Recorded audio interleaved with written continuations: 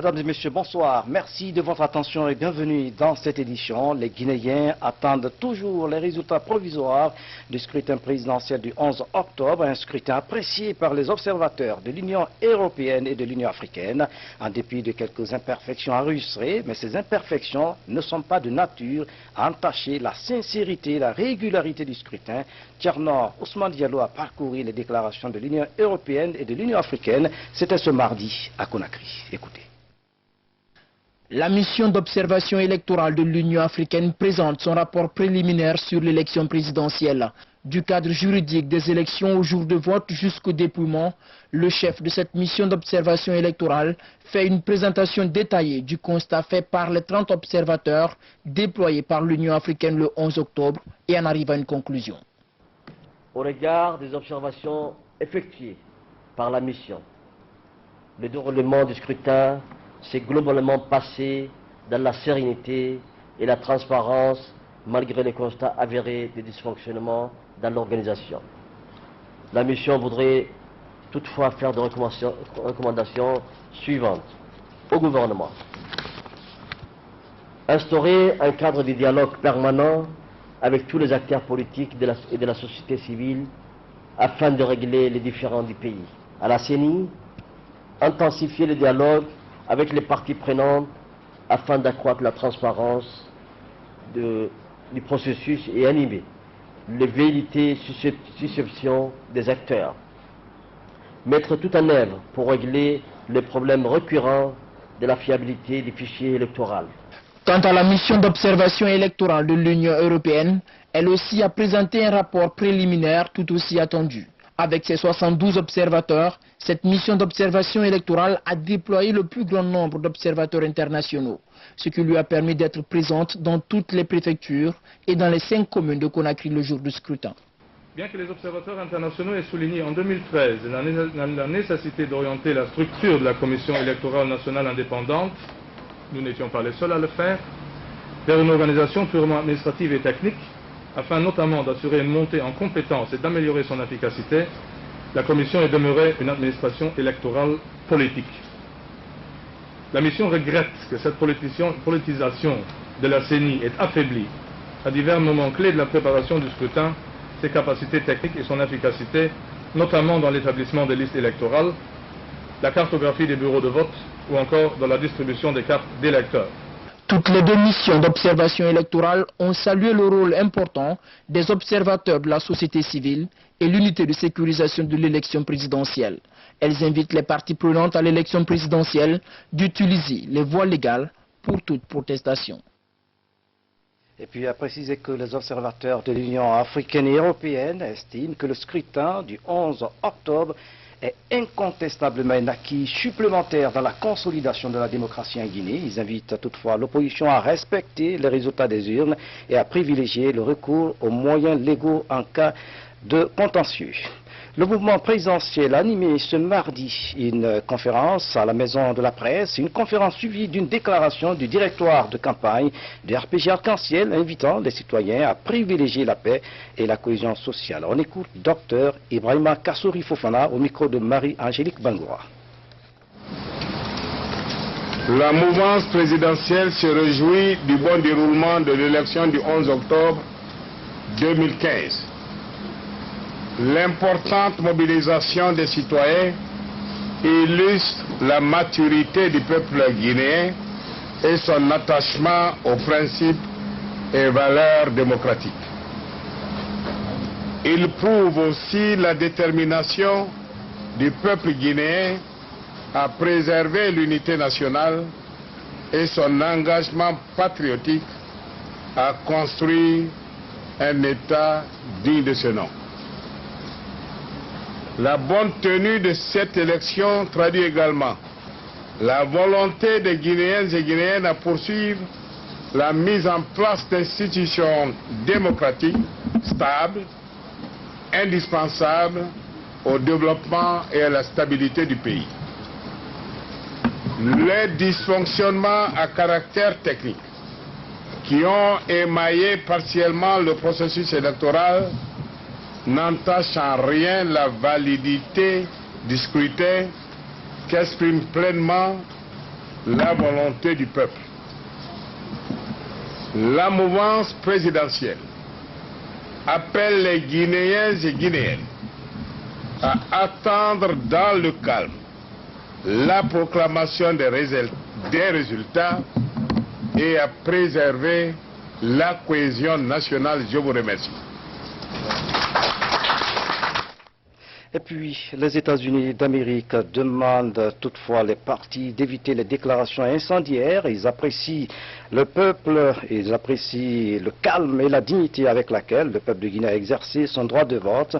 Les États-Unis invitent les partis politiques à conseiller leurs partisans à rester calmes et d'éviter tout acte de violence. Réuni en assemblée, le Conseil économique et social a fait une déclaration sur la situation socio-politique qui prévaut dans le pays après la présidentielle du 11 octobre.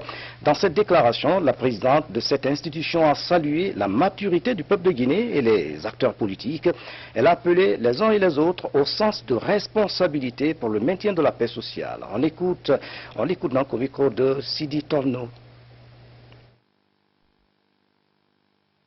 Le Conseil économique et social remercie et félicite le vaillant peuple de Guinée pour sa grande mobilisation et pour avoir préservé la paix et la quiétude sociale lors du vote du dimanche 11 octobre 2015. Le Conseil économique et social félicite les partis politiques et l'ensemble des acteurs du processus électoral pour tous les efforts consentis pour parvenir à cette journée électorale apaisée.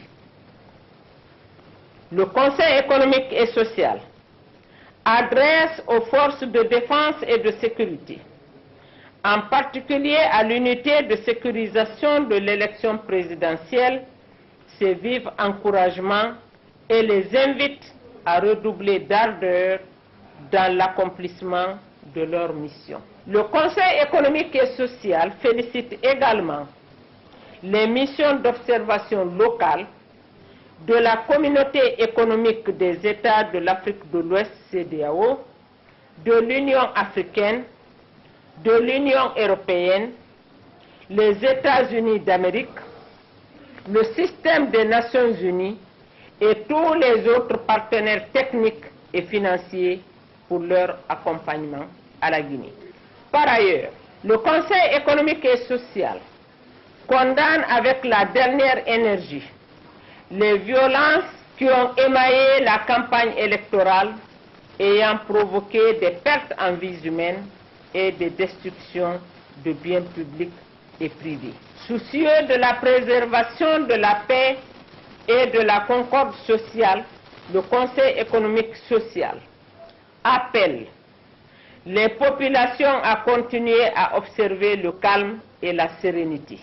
Les ONG nationales, institutions et partenaires internationaux et l'ensemble de la communauté internationale à poursuivre sans relâche leur effort de suivi du processus électoral. Le Conseil économique et social invite tous les candidats à l'élection présidentielle à recourir aux moyens légaux pour régler les contentieux électoraux et pour sauver notre nation.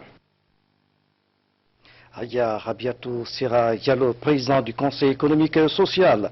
Et puis ce communiqué de la CENI, la Commission électorale nationale indépendante remercie l'ensemble des électeurs guinéens pour leur participation massive au scrutin du 11 octobre 2015. Elle salue l'esprit patriotique et la maturité politique des militants et responsables des différents partis candidats à l'élection présidentielle. La journée du 11 octobre 2015 a été fondamentalement caractérisée par la sérénité, le calme et un engouement exceptionnel digne du Guinéen, capable du sursaut patriotique à des moments difficiles de son histoire. Selon les premières informations obtenues de nos démembrements, le taux de participation à cette élection est d'environ 75%, ce qui prouve à suffisance tout l'intérêt que les électeurs, les citoyens, bref, tout le peuple de Guinée accorde à cette élection. La CENI remercie également tous les acteurs et partenaires grâce au concours desquels la journée du 11 octobre 2015 a été un véritable succès. Que Dieu bénisse la Guinée et les Guinéens. La route Le Prince a été paralysée ce mardi par les manifestants suite à l'appel du candidat de l'UFDG, Elhadji Cellou Dalein Diallo, qui conteste les résultats du scrutin du 11 octobre. Ces manifestants ont érigé des barrages le long de la route empêchant les usagers de circuler et se sont attaqués aux forces de l'ordre. Le constat de notre reporter Mori Kaba. Dalai Anko 5 via Bambeto, Koloma Marché et Koza. L'axe a été paralysé. Les forces de l'ordre venaient rétablir la circulation, se sont heurtées aux violences des jeunes surexcités. La loi sur l'utilisation des forces, des armes à feu, c'est tellement restreint qu'on ne peut agir seulement que dans le cadre de la légitime défense. On sait que les gens s'oublient, un caillou peut tuer. Et nous-mêmes, quand on prend des cailloux pour lancer, on nous l'interdit. De l'huile de moteur a été versée sur la chaussée pour freiner l'allure des agents de sécurité. Cette Jeep a failli se renverser. J'ai plus de combien d'officiers blessés. Et nous sommes là sans armes. Même les moyens lacrymogènes ont dit de limiter. Et dans le cadre de la loi qui a été votée, il a été dit vraiment de limiter l'utilisation des forces. Et cela fait que vraiment nous venons avec le minimum, pensant qu'on a affaire à des gens qui peuvent comprendre. Les résultats ne sont même pas encore donnés. Des gens se mettent à sortir, blesser des gens, se barricader, essayer de tuer. Les résultats du scrutin du 11 octobre ne sont pas encore officiellement publiés.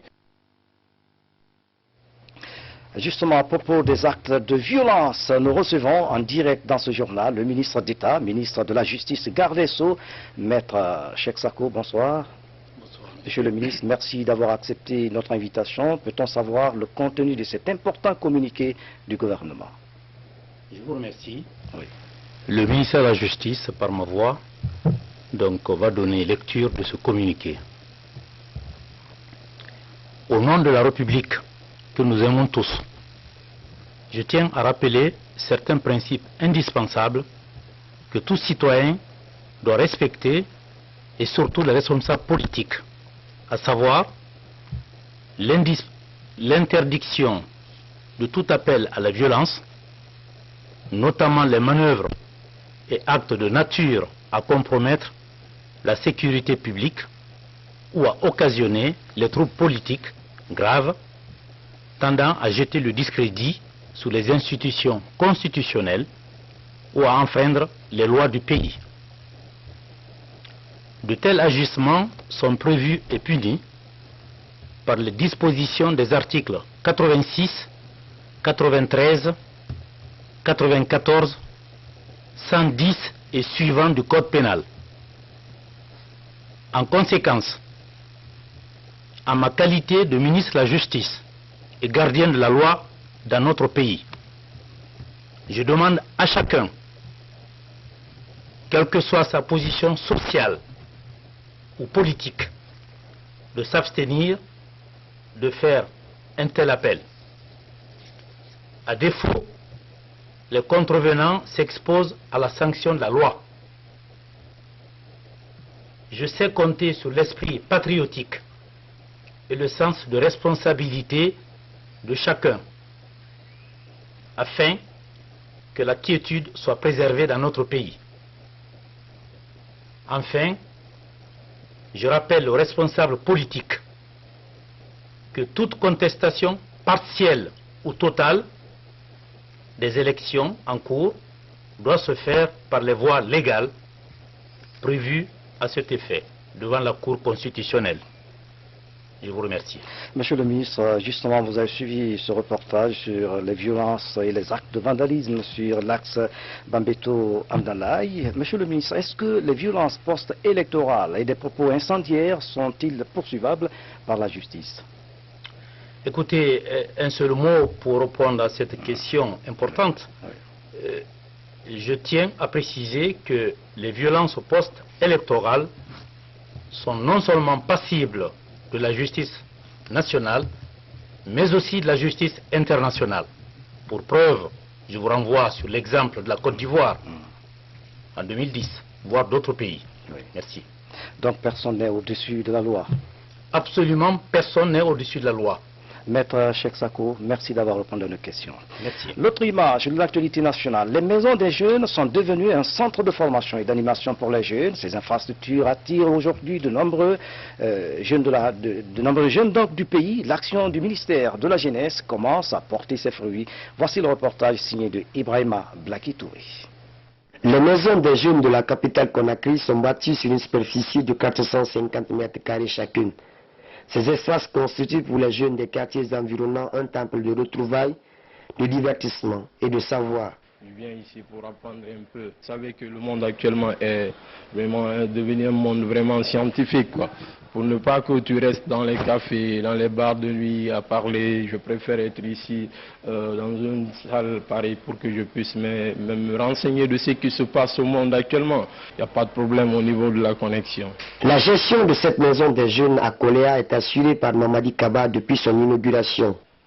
Là, nous sommes dans la salle de l'informatique où les jeunes s'exercent nuit et jour. Et mieux, nous avions un ami qui donne les cours d'anglais aux jeunes gratuitement. Mais les cours d'informatique, quand même, sont à 25 000 francs chaque logiciel. Et ça, nous le faisons expressement pour amener les gens, surtout les jeunes, à venir vers leur maison, parce que c'est avant tout leur maison, pour qu'ils apprennent, pour qu'ils aient un lieu adéquat d'apprentissage et d'épanouissement. Les maisons des jeunes financées par le gouvernement guinéen favorisent le rapprochement des jeunes. Ces maisons construites par la société Mining House changent l'image de la Guinée. Et puis le fidèle chrétien et mission évangélique de Guinée vient d'effectuer un mois de pèlerinage en Israël, dans la ville sainte de Jérusalem. Ils ont marché sous la trace de Jésus-Christ et ont fait des prières pour la paix. Un reportage de ça à Maratono. Les ambassadeurs accrédités en Éthiopie vivent au rythme de la fête guinéenne. Les Guinéens vivant dans ce pays ont célébré avec faste le 57e anniversaire de leur indépendance. L'une des priorités du président Alpha Condé depuis son accession à la magistrature suprême a été la réforme du secteur de la défense et de la sécurité, projet pour lequel il a bénéficié du soutien de la communauté internationale. D'autres réformes sont en cours en vue d'améliorer la fonction publique et optimiser son rendement. La réforme de l'État, la modernisation de la fonction publique et l'indépendance de la justice ont pour but de construire une société guinéenne apaisée et réconciliée avec elle-même. Fatoumata Kaba a aussi témoigné une reconnaissance infinie à l'égard de l'Union africaine et sa patronne. C'est le lieu de rendre un hommage mérité au leadership de la présidente de la Commission de l'Union africaine, Dr Kossasana Dlamini Zuma, et Dr Carlos Lopez, secrétaire exécutif de la Commission économique des Nations Unies pour l'Afrique, qui, au-delà de la mobilisation des États membres sur la nécessité de rester solidaires avec le peuple de Guinée dans cette épreuve, se sont investis pour la mobilisation des ressources financières et pour la mise en place de African Union Support to Ebola Outbreak in West Africa. La communauté guinéenne, par la voix de son ambassadeur, a salué l'hospitalité du pays hôte. Dans la lutte contre le virus Ebola, l'Éthiopie avait déployé 500 professionnels médicaux dans les pays affectés par l'épidémie. Vous avez donc compris, les Guinéens vivant en Éthiopie ont célébré le 57e anniversaire de l'indépendance de la Guinée. Pour l'occasion, vous avez suivi, l'ambassadeur de Guinée à Addis Abeba a salué les efforts du président Alpha Condé et salué les avantages liés à la fête tournante dans les régions. C'était là donc un reportage de Aboul Karim Kamara. Les fidèles chrétiens et missions évangéliques de Guinée viennent donc d'effectuer un mois de pèlerinage en Israël, dans la ville sainte de Jérusalem. On va suivre le reportage de ça à Maratono. Dans la ville sainte de Jérusalem, les pèlerins des églises et missions évangéliques de Guinée sont sur les pas du Christ. Première étape, la maison d'Élisabeth, mère de Jean-Baptiste. C'est ici que Marie a reçu la vénération divine de sa cousine. Les pèlerins se rendent ensuite au mont Golgotha où Jésus fut crucifié.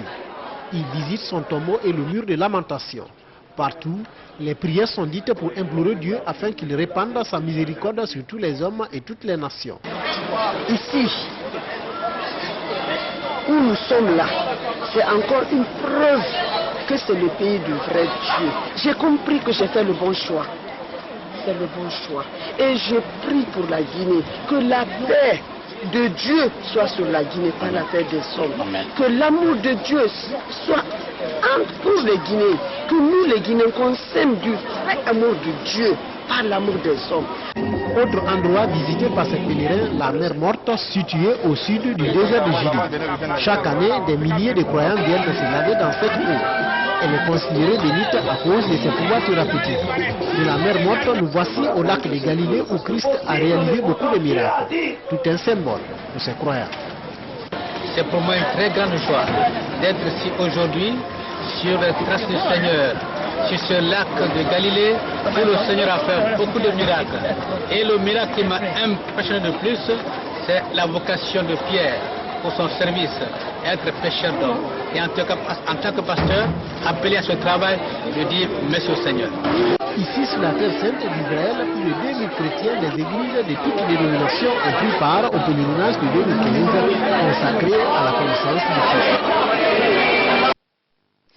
Et puis à Conakry, le projet de construction de près de 800 logements se poursuit. Les promoteurs et partenaires se sont rendus sur le site qui doit abriter ces infrastructures dans le quartier Keteya d'Ubreka. Ce projet requiert l'attention du gouvernement et la population fonde de l'espoir sur ce projet.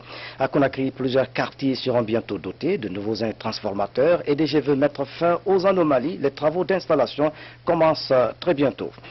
Un incendie s'est déclaré hier du domicile de Kouli Milimono, un chauffeur en chômage technique dans le quartier Taouya.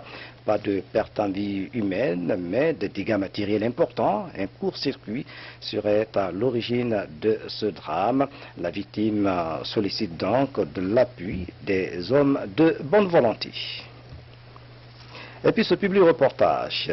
Un parieur du PMU Guinée vient de rafler une cagnotte en ordre de quintet de 513 millions de francs guinéens. La remise de cette somme à l'heureux gagnant a eu lieu ce mardi au siège de la société. C'est Wangaï. Reportage. Lors du tirage de la cagnotte quintet du vendredi 9 octobre, cette parieuse du PMU Guinée a réussi à gagner en ordre une somme de 513 813 000 francs guinéens. Ce mardi, la somme est remise à l'heureuse gagnante. Aujourd'hui, je suis très content. Je ne sais pas ce que je vais dire. Je vais dire à tous les Guinéens de jouer au PMU, que la PMU, c'est la vérité. Rien que la vérité, il n'y a pas de mensonge dedans. Je n'ai jamais gagné ça dans ma vie. C'est ma première fois d'avoir ce montant-là grâce à PMU. Donc, je remercie beaucoup PMU. PMU Guinée encourage ainsi sa clientèle à s'intéresser davantage aux paris urbains. Un jeu qui change la vie de certains citoyens. Avec 4 500 francs de mise, Fatoumata Kamara devient millionnaire. C'est à PMU que ça se passe. Il n'y a pas d'autres sociétés pour le moment qui distribuent des gains, en tout cas régulièrement, aussi importants que ça. Donc félicitations à madame. J'invite en tout cas tous les autres parieurs à imiter madame, à faire de même, puisque la chance peut sourire à tous. La société régulatrice des jeux en Guinée rassure du bon déroulement des jeux. Dire que le PMU, en partenariat avec la LONAGUI, qui est l'organe de régulation des jeux en Guinée, interviennent, si vous voulez, dans le cadre des activités socio-culturelles, dans la réduction de la pauvreté. Et comme l'a si bien mentionné M. Quentin, la transparence, elle est là. Voilà, il n'y a pas de dupe. PMU Guinée accompagne les citoyens guinéens dans le développement économique et social au quotidien. Plus de 593 millions, c'est la somme obtenue la semaine dernière par un autre gagnant. Et puis, en plus bref, dans le cadre du programme de formation initié par son département, le ministre de l'Intérieur convoque les élèves fonctionnaires de police du groupe des 40-15 à se présenter le jeudi 15 octobre 2015 à l'école nationale de police de Kagbélin à 10 heures précises. Vu l'importance de l'ordre du jour, la présence de chacun et de tous est vivement souhaitée. Je reviens sur les temps forts de cette édition. Les observateurs de l'Union européenne valident le scrutin présidentiel malgré quelques imperfections enregistrées, mais ces imperfections ne sont pas de nature à entacher la sincérité et la régularité du scrutin. L'Union européenne demande à l'opposition de ne pas amener la contestation dans la rue, mais devant les juridictions compétentes. Dans le même registre, la mission d'observation électorale de l'Union africaine déclare que le scrutin présidentiel s'est globalement passé dans la sérénité et la transparence, malgré quelques insuffisances signalées. L'Union africaine estime que le scrutin du 11 octobre est incontestablement un acquis supplémentaire dans la consolidation de la démocratie en Guinée. L'Union africaine invite toutefois l'opposition à respecter les résultats des urnes et privilégier le recours aux moyens légaux en cas de contentieux. Madame, Messieurs, c'est la fin de cette édition. À tous, merci de nous avoir suivis. Excellente soirée où que vous soyez dans le monde. À demain.